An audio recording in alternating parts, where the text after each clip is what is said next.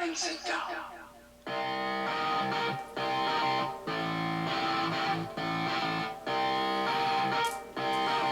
Good evening, everyone. Welcome back once again to Vicious Rants, and of course I am your host, Mr. Main Event himself, the often imitated, never duplicated superstar Tim Vicious, and we're gonna go over Raw this week. Was in Columbus, Ohio.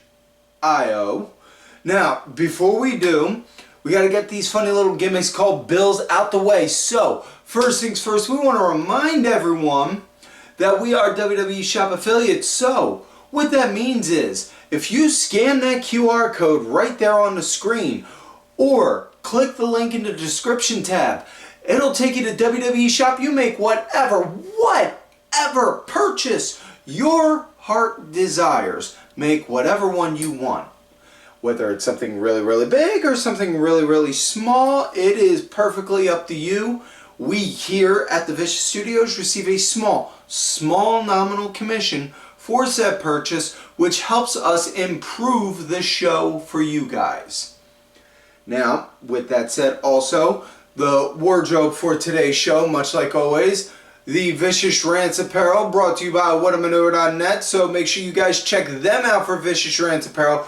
We got t-shirts, we got tanks, we got women's tees, we got toddler tees, we got baby onesies, we got long sleeves if you're crazy enough to wear that in this kind of weather. You know, with the whole 90 degrees on up type stuff. Oof. But, perfect gift for somebody you love or somebody you hate. Or if you want to buy that shirt so that way that special shirt that has sentimental attachment to you that you wore to that one concert where you saw your one and only, by all means, go ahead. Buy the Vicious Rant shirt. Give it to the charity. That way you can hold on to that special shirt and keep those special memories for forever. I am nothing if not a people pleaser. I am trying to help you guys find workarounds to keep your stuff.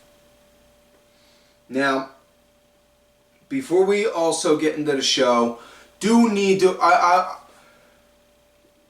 well, listen, I'm not one to really go over major current events in life and in the world. But with everything going on with the Iran situation, a lot of people were saying that with Crown Jewel coming up this Saturday, oh, WWE should cancel the show. WWE shouldn't do it. WWE should do this, do that, blah, blah, blah, blah, blah, blah, blah, blah, blah, blah, blah, blah, blah. The internet is the greatest and stupidest invention mankind has ever made. It's great because people can come together and share their thoughts and views on matters. It's the worst idea because idiots can come together and share their thoughts and views. And people just constantly, if you disagree on even the smallest minute thing, next thing you know, it's, oh my God, you're public enemy number one.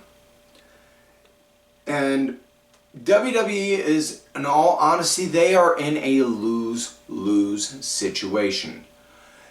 If they cancel the show, then you get the little internet wrestling trollops doing, hey, we made them shut down, blah, blah, blah, blah, blah, blah, blah, you know? And then we don't know the business ramifications of doing that with the Saudis. But they continue, then you have the internet trollops doing, oh, how could they do that, blah, blah, blah, blah, blah, blah, blah. That also. And I am choosing to take a page out of Switzerland's book and just remaining neutral. I am just going to remain neutral on this matter because it's, like I said, it's a lose-lose and I'm not in there. I am just a fan looking to watch a show. And I am very much so delusionally optimistic in the sense of I think they're going to find a way to make the best decision no matter what. I mean, they were able to, within 3 days, figure out on how to make WrestleMania in a performance center when the entire world was shut down. I think they could figure this out.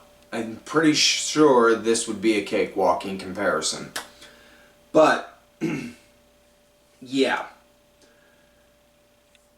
that's all I got to say on that. And with that said, now let's switch gears and talk about last week via the SmackDown Rewind and the big highlights from last week's SmackDown. It started out with the megastar whose name everybody is saying, L.A. Knight, yeah, coming out, addressing the elephant in the room, talking about, now, Seth, I know you and I have been having some issues lately.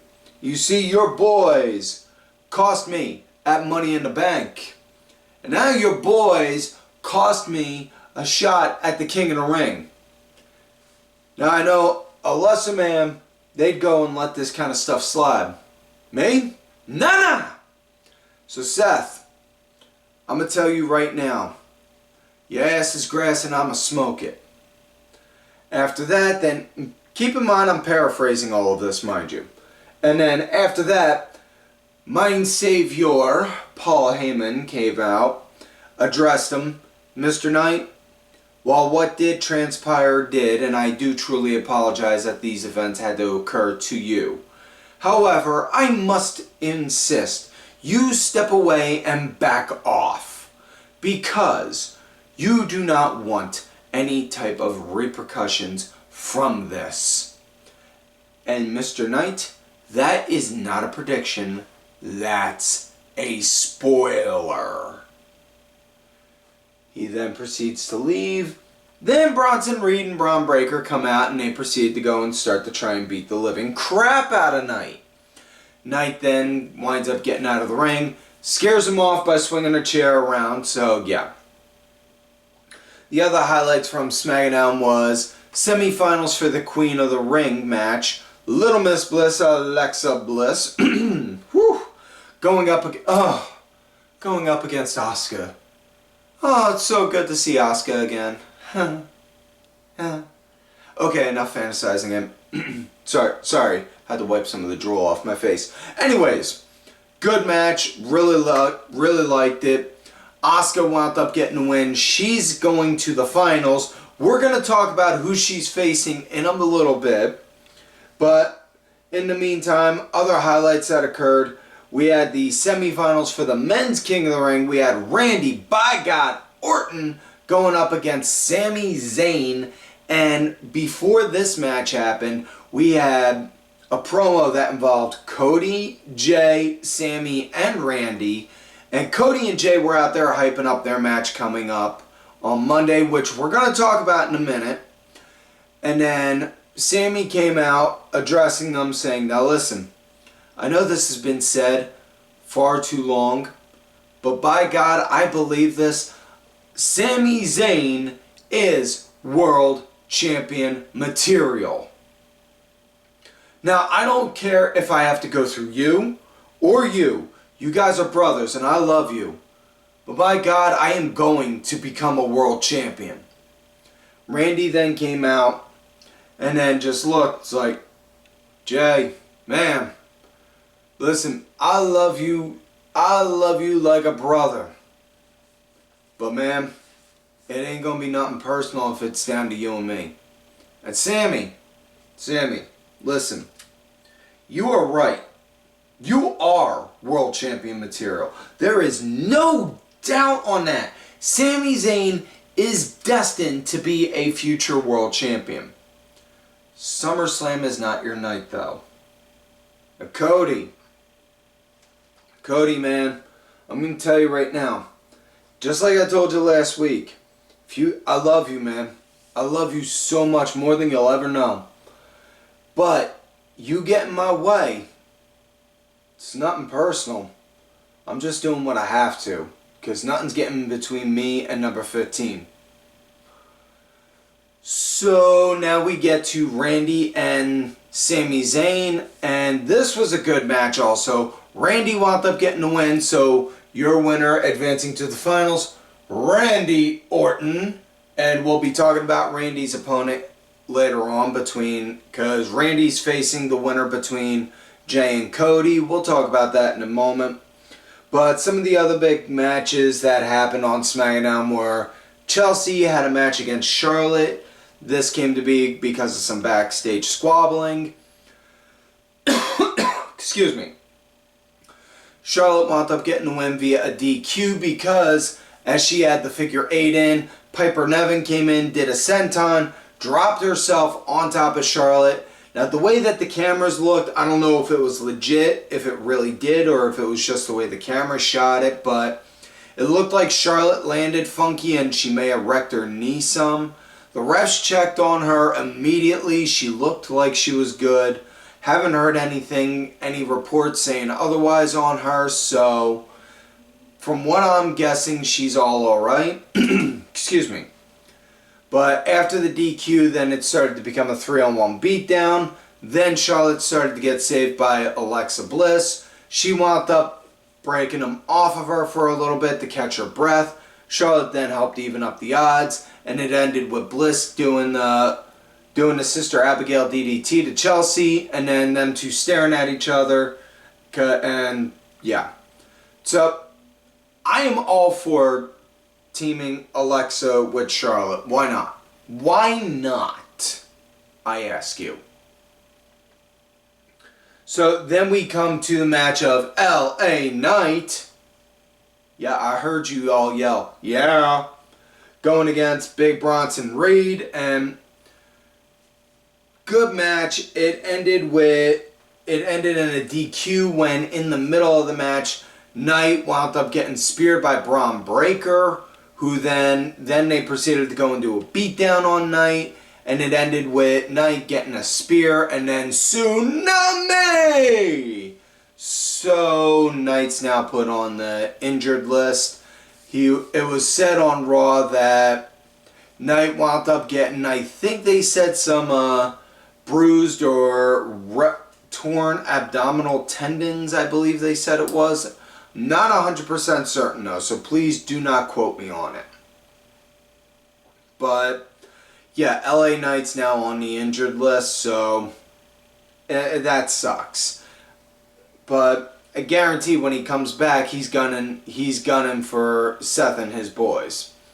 So just a matter of when, not if. And then we had John Cena defending his WWE Championship against Ron Killings, and I'm gonna say it now, you're gonna hear me switch between referring to him as Ron and referring to him as R-Truth. That's just on how it's gonna be until I get fully acclimated to him being Ron. I'm sorry. But either way. Truth came out, Cena came out, they had their match. It was a damn good match. And unfortunately, it was also a DQ because Cena grabbed the title, wham, cracked it over Truth's face, and then was just like, yeah, I'm done with this. It ain't worth my time. And then Punk came out, then two started brawling, and then Cena wound up getting the upper hand. Again, title cracked at her face, got a table, set it up in the middle of the ring, and then proceeded to AA CM Punk onto the table, got on top of the ring post, and then just got a mic. This on. CM Punk, while you're laying there in what I hope is the most uncomfortable way possible, and then proceeded to mimic Punk's infamous pipe bomb promo. And called him out on a lot of stuff, saying, dude, you kiss TKO's ass. You say you're a punk, but dude, you're a millionaire. You're not a punk, you're a freaking capitalist. You know, saying all that kind of stuff. Calling him out on all of his, like, obvious red flags. And then, at the end, I envy you. I envy you because you fooled all of these people into thinking you really are the best in the world. I am the greatest of all time. I am the GOAT. And come Night of Champions, you are going to learn that. Oh, and thanks for letting me rip off your pipe bomb, bitch. And then tosses the mic and walks off.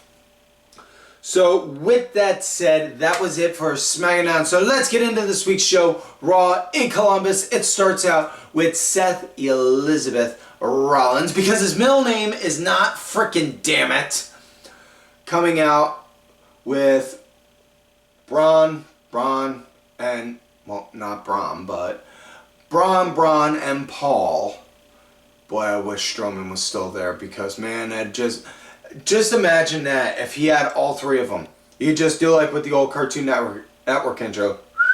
Bron, Bron, Bron! Like that, instead of Ed, Ed, and Eddie. Moving forward, though.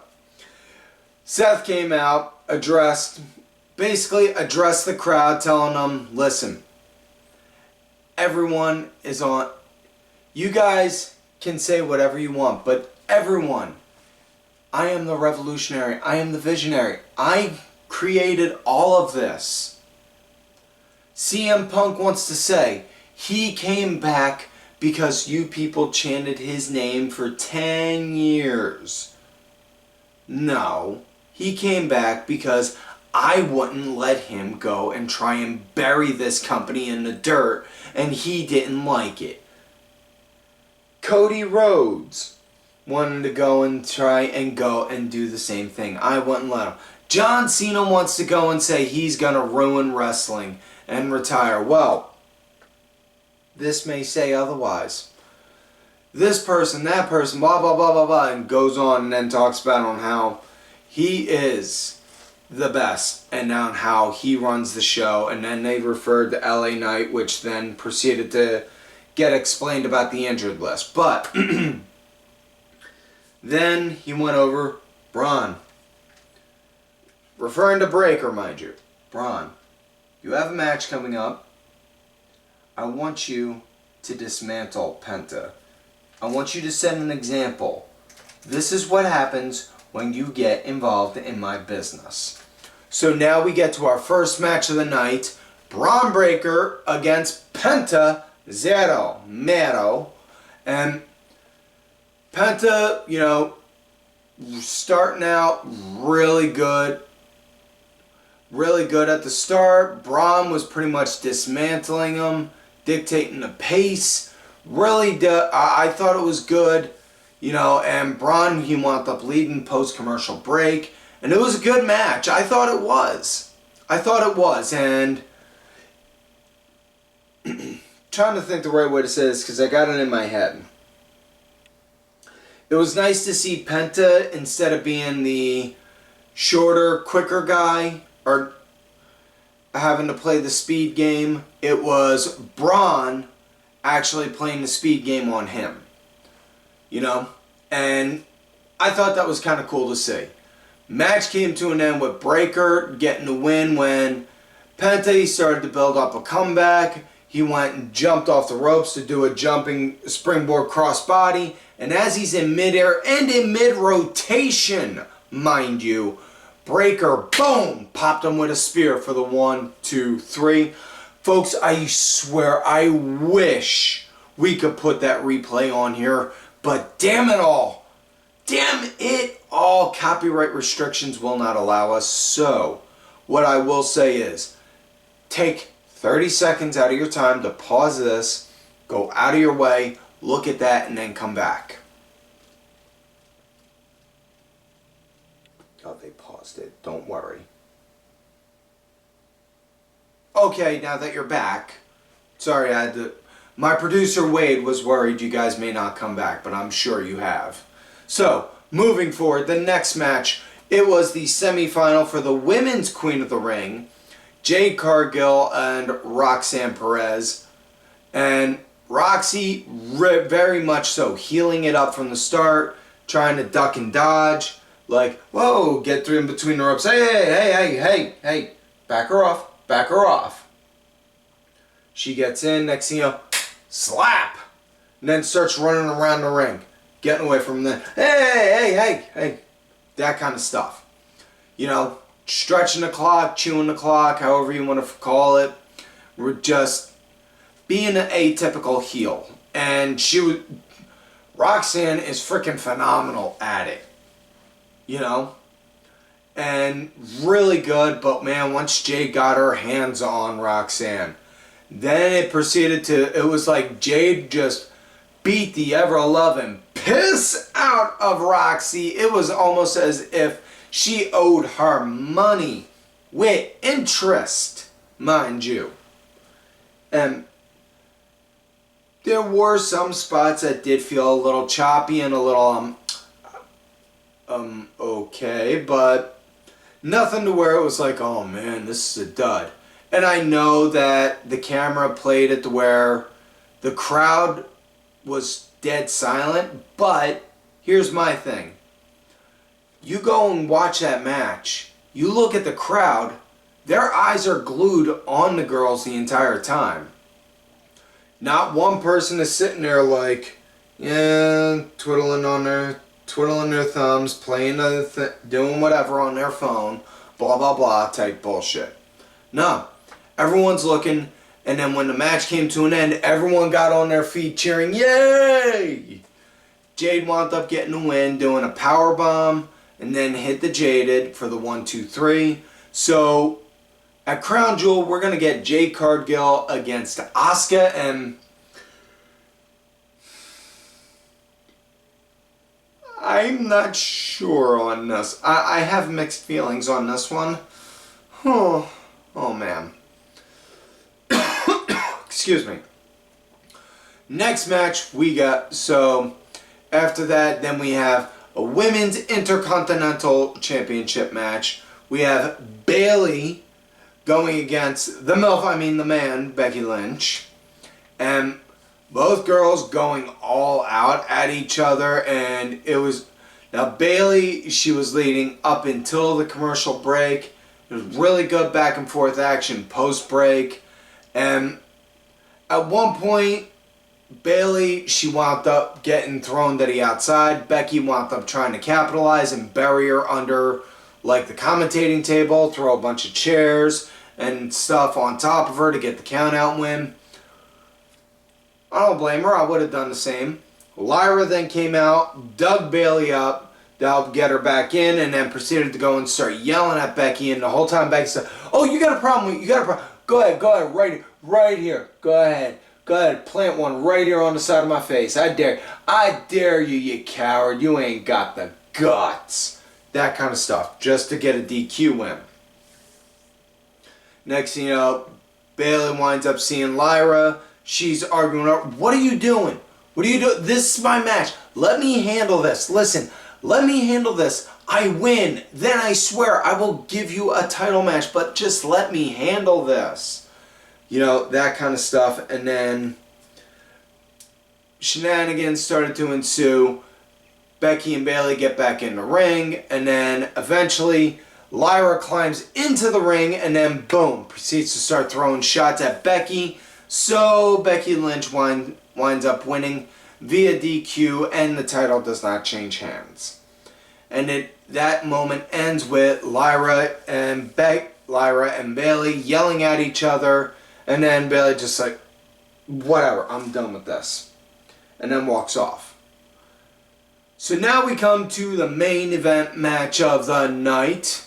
Main event, Jey Uso going up against Cody, Riley, Russell, Reynolds III, baby. And woo, baby, this is going to be the finals for the King of the Ring. King Cody has a nice ring to it. Don't you see what I'm putting down, baby? That's my best Dusty Rhodes. But nice, good feeling out at the start. This, now Corey Graves is doing commentating for the fill-in for Pat McAfee, and he hit the nail on the head on this, saying that friends hit harder with each other, you know. And speaking from backyard experience, I can vouch for that, because there were people I was cool with that I was like, oh dude, this is gonna be like a walk in the park for me doing this. And then there were dudes that I was just like, okay, I'm doing the match with this guy. Okay, well, let's work. And that was it. But dudes I was cool with, man, we would work and just gel. And Cody and Jay, they gelled. They were good. I dug the match. I thought it was good. A lot of good one-upsmanship. Both guys were fighting. Really good example of nobody hits harder than your friends in match. Both were going all out on it. Jay wound up leading the pace for the match, though, if you watch with a sharp eye. Cody winds up getting the win, though, with doing what looked like he was trying to go for a cutter, but he couldn't rotate his body all the way to where but he did a cutter off the top and then proceeded to do a crossroads for the 1, 2, 3. That was it. And then after that, Cody and Jade, they look at each other in the ring. Cody puts his hand out. It's a good match, man. Jade grabs it and then puts it up like this guy right here. So we're getting Randy Orton against Cody Rhodes at Night of Champions for the King of the Ring. And I see this as the springboard to justify Cody getting a rematch at SummerSlam. Whether Cody wins or not, I can't say. It's too early. If he does win, if he is going to SummerSlam, I got to see the promos leading up to it to give me an idea of who I think is going to win that. But either way, that is it for this week's show, folks. So please, don't forget to like the video, subscribe to the channel, go back, watch some of the other episodes when you can. Look, if you're listening to this on audio, like the video, share the audio platform. We are building that up. I am out there on the Twitter at Tim Vicious. You check any social media, 99% of the time, Tim Vicious is yours truly. Thank you to the Main Event Network for giving me a platform to perform on. Make sure you check them out on major platforms as well, mainevent_net. Thank you to contributor to the show, LFC Lingerie Fighting Championship. There are a little bit of wrestling, a little bit of MMA, and a whole lot of attractive women wearing a little bit of nothing. Thank you. Don't forget to follow these cool-ass cats right on the Twitter. DSB_IV, mainevent_net, the Main Event Wrestling Network account. Sergeant Curry Pants, 3 Count Thursday, D-Dryer1986. And folks, like I always tell you, you love me, great. You hate me, well, shut up and sit down. Fuck yous.